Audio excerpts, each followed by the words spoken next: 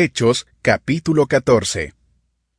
En Iconio, Pablo y Bernabé entraron, como de costumbre, en la sinagoga judía y hablaron de tal manera que creyó una multitud de judíos y de griegos.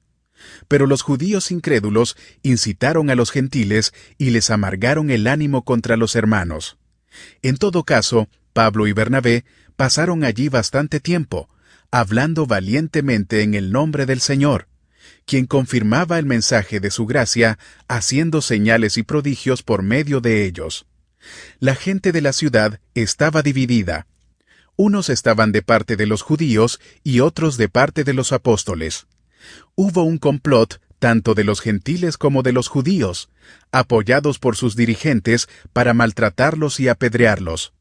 Al darse cuenta de esto, los apóstoles huyeron a Listra y a Derbe, ciudades de Licaonia y a sus alrededores, donde siguieron anunciando las buenas nuevas.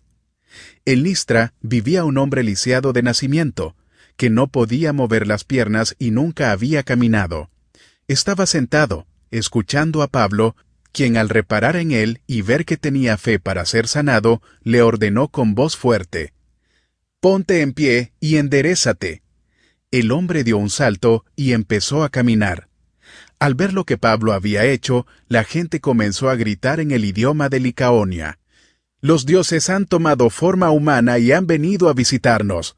A Bernabé lo llamaban Zeus y a Pablo Hermes, porque era el que dirigía la palabra.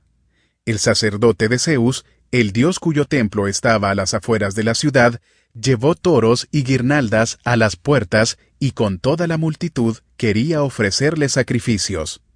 Al enterarse de esto, los apóstoles, Bernabé y Pablo, se rasgaron las vestiduras y se lanzaron por entre la multitud, gritando: «Señores, ¿por qué hacen esto? Nosotros también somos hombres mortales como ustedes. Las buenas nuevas que les anunciamos son que dejen estas cosas sin valor y se vuelvan al Dios viviente, que hizo el cielo, la tierra, el mar y todo lo que hay en ellos. En épocas pasadas, Él permitió que todas las naciones siguieran su propio camino. Sin embargo, no ha dejado de dar testimonio de sí mismo haciendo el bien, dándoles lluvias del cielo y estaciones fructíferas, proporcionándoles comida y alegría de corazón». A pesar de todo lo que dijeron, a duras penas evitaron que la multitud les ofreciera sacrificios. En eso llegaron de Antioquía y de Iconio unos judíos que hicieron cambiar de parecer a la multitud.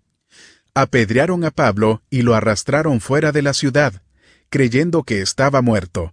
Pero, cuando lo rodearon los discípulos, él se levantó y volvió a entrar en la ciudad. Al día siguiente, partió para Derbe en compañía de Bernabé. Después de anunciar las buenas nuevas en aquella ciudad y de hacer muchos discípulos, Pablo y Bernabé regresaron a Listra, a Iconio y a Antioquía, fortaleciendo a los discípulos y animándolos a perseverar en la fe. «Es necesario pasar por muchas dificultades para entrar en el reino de Dios», les decían. En cada iglesia nombraron ancianos y con oración y ayuno los encomendaron al Señor, en quien habían creído. Atravesando Pisidia, llegaron a Panfilia, y cuando terminaron de predicar la palabra en Perge, bajaron a Atalía.